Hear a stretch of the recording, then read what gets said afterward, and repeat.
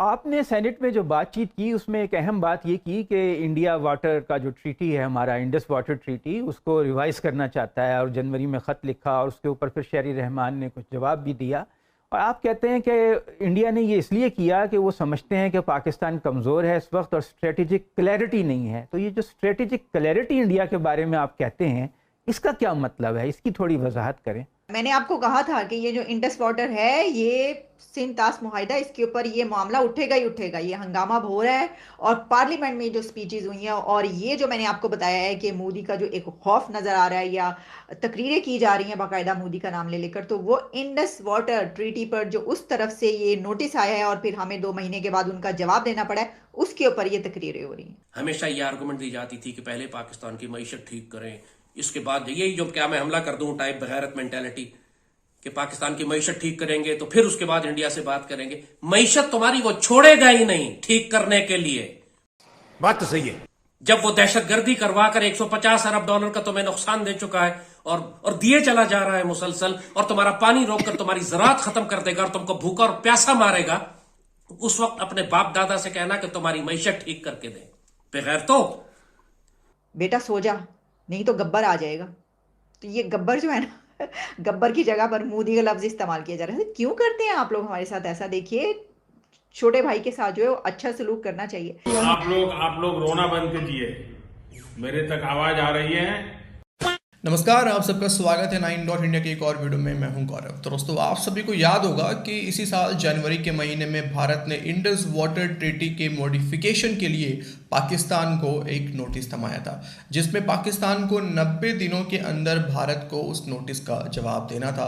और अप्रैल ही वो महीना है जिस महीने पाकिस्तान को जवाब देना है। तो कल पाकिस्तान के नेशनल असेंबली के अंदर में इसके ऊपर चर्चा किया गया, डिस्कशन किया गया। और जो पाकिस्तान की क्लाइमेट चेंज मिनिस्टर है, जिनका नाम है शेरी रहमान, उन्होंने इसके ऊपर कुछ बातें की और बातें ये कर दी कि भारत तो कर ही नहीं सकता, भारत का तो हक ही नहीं बनता कि वो अकेले एक तरफा जो है इसके ऊपर कुछ भी कर सके। अब भारत क्या कर सकता है वो तो खैर आने वाले समय में पता चल जाएगा, लेकिन आइए पहले देखते हैं कि इसको लेके इस वक्त पाकिस्तान के अंदर पूरा माहौल क्या है।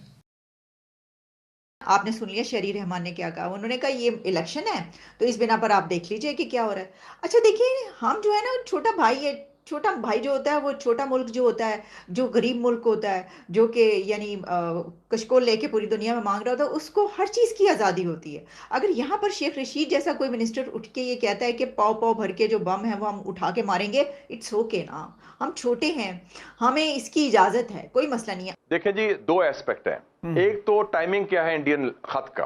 उन्होंने जनवरी 2023 में लिखा जी। और जनवरी 2023 में इसलिए लिखा कि उन्होंने देख लिया कि 2022 में पाकिस्तान के अंदर जो सियासी चपकलिश है वो ना खत्म होने वाली है, उसमें आपस में लड़ाई बढ़ रही है। तो एक कमजोरी को उन्होंने फायदा उठाया, जो कि हिंदुस्तान हमारा खैर खा तो नहीं है। जो स्ट्रेटेजिक क्लैरिटी से मेरी मुराद है कि मैंने देखा है कि पाकिस्तान के अंदर, और इसमें मैं माजी की मिलिट्री जो लीडरशिप थी उसको भी इस कसूरवार ठहराता हूं कि उनका जो सोच थी, उन्होंने सही असेसमेंट नहीं की कि नरेंद्र मोदी की गवर्नमेंट की क्या सोच है, क्या नीयत है, क्या चाहत है। उन्होंने कहा जी वो हिंदुस्तान से ये भी कर लें, हिंदुस्तान को कश्मीर भी फ्रीज कर लें, और बल्कि ये भी कहा गया कि जब हिंदुस्तान ने सीज फायर की बात की तो उन्होंने कहा कि जी अब हिंदुस्तान हमसे बात करेगा कश्मीर पर भी। वो तो वर्ल्ड कप हारे थे पाकिस्तान को ताकि फायदा ना पहुंच सके, इस हद तक वो आपकी दुश्मनी कर रहे हैं। तो उस वाले से कश्मीर पर जब कब्जा किया हिंदुस्तान ने, उस वक्त भी हमें तवक्को थी, उम्मीद थी। आपको याद है ट्वीट भी किया गया और वैसे भी कहा गया कि हिंदुस्तान से हम ये बड़ी बातें कर सकते हैं, ब्रेक थ्रू होगा। और हमारी बड़ी सॉफ्ट लाइन थी हमारी मिलिट्री लीडरशिप की, जो उस वक्त, मौजूदा की बात नहीं कर रहा, माजी की बात कर रहा हूं। तो मेरे ख्याल में स्ट्रेटेजिक क्लैरिटी का मतलब है। और फिर हमने ये भी कहा कि हम हिंदुस्तान के साथ ताल्लुकात बेहतर करके अमेरिका की खुशनुदी हासिल कर लेंगे। कि हम किस दुनिया में रह रहे हैं। हर साजिश राकी होती थी, लेकिन अब लग रहा है कि साजिश मोदी की है, क्योंकि कुछ पाकिस्तानी पॉलिटिशियंस के बीच मोदी का कुछ फोबिया लग रहा है। यानी ये कि बहुत बात की जा रही है और इल्ज़ामात लगाए जा रहे हैं, और ये बात की जा रही है कि देखिए जो पाकिस्तान के खिलाफ साजिश हो रही है ना, ये तो इंडिया के प्राइम मिनिस्टर की साजिश है। सोच ये हो क्या रहा है। वो कहते हैं ना कि वो बेटा सो जा नहीं तो गब्बर आ जाएगा। तो ये गब्बर जो है ना गब्बर की जगह पर मोदी का लफ्ज इस्तेमाल किया जा रहा है। तो क्यों करते हैं आप लोग हमारे साथ ऐसा? देखिए छोटे भाई के साथ जो है वो अच्छा सलूक करना चाहिए। इस पर एक नया ऑर्डर इमर्ज कर रहा है इस खित्ते में, उसमें एशिया का उभरता है। जैसे अल्लामा इकबाल ने कहा था, देख मशरक से उभरते हुए सूरज को देख, गरा ख्वाब चीनी संभलने लगे, हिमालय के चश्मे उबलने लगे। राइज ऑफ एशिया है, बैलेंस ऑफ पावर मगरिब से मशरक मुंतकिल हो रहा है। और अमेरिका ने 2 स्ट्रेटेजिक फैसले किए हैं, जो उनकी नेशनल सिक्योरिटी स्ट्रेटेजी जो 12 अक्टूबर 2022 को उन्होंने इशू की थी। एक ये कि हमारा बेहतरीन दोस्त और बेहतरीन स्ट्रेटेजिक पार्टनर इस खित्ते में हिंदुस्तान है, पाकिस्तान का कोई जिक्र नहीं उस स्ट्रेटेजी में। और दूसरा हमारा बदतरीन दुश्मन चीन है। अब आप वाजे हो जाए कि आपके इंटरेस्ट क्या है। ना ताकत है, ना पैसा है, ना तरक्की है, ना एजुकेशन है, ना फॉरेन पॉलिसी जो है वो देख ही रहे हैं आप क्या कमाल की है। तो फिर हम क्या करें? पॉपो भर के बम की बात ना करें तो क्या करें? दूसरों को बुरी गालियां ना करें तो क्या करें? ये तो है।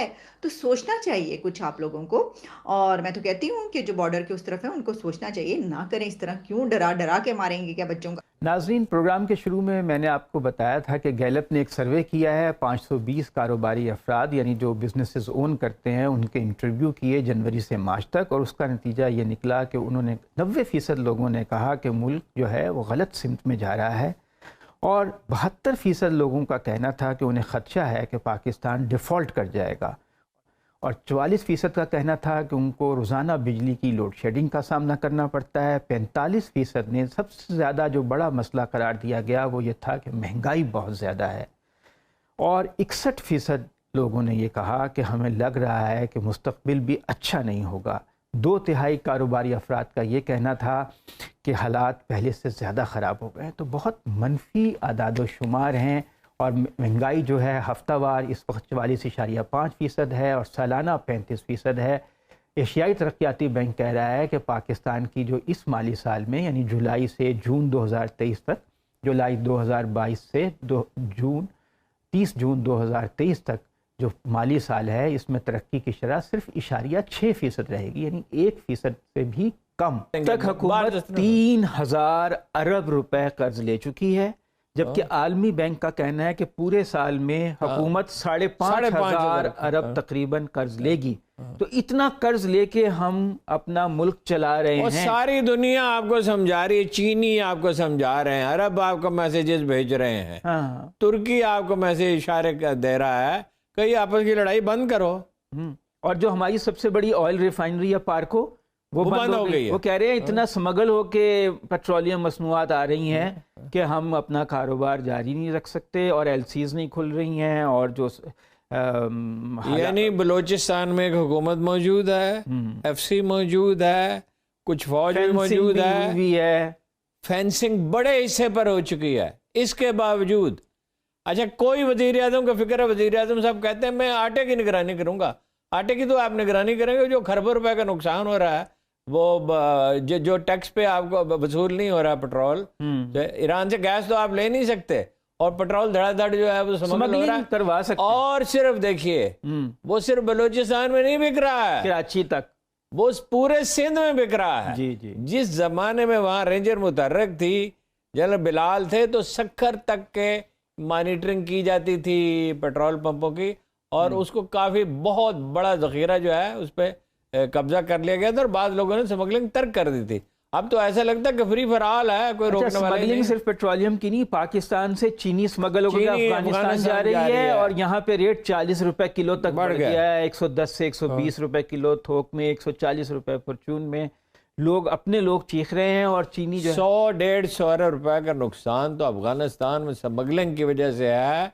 डॉलर का नुकसान उसके अलावा है, और फसाद उसके अलावा है जो टेररिस्ट वहां से आ रहे हैं। दोस्तों ये था आज का वीडियो। जैसा कि आप सब भी जानते हैं कि इंडस वाटर ट्रीटी के अंतर्गत जो भारत है वो सिर्फ 20% पानी का इस्तेमाल करता है, जबकि पाकिस्तान 80% पानी का इस्तेमाल करता है। इसके बावजूद भी पाकिस्तान में अगर आप देखो तो 2025-26 तक बहुत ही भयंकर सूखा पड़ने का अनुमान है, लगाया गया है एक रिपोर्ट के मुताबिक। खैर देखते हैं आगे क्या होता है, और आप मुझे कमेंट जरूर से करें। लेकिन इस तरह के लेटेस्ट वीडियो देखते रहने के लिए हमारे चैनल को सब्सक्राइब करके बेल आइकन प्रेस करना बिल्कुल भी ना भूलें। वीडियो को लाइक और शेयर भी जरूर से करें। अगले वीडियो में जल्दी हाजिर होते हैं। अपना ख्याल रखिए। जय हिंद।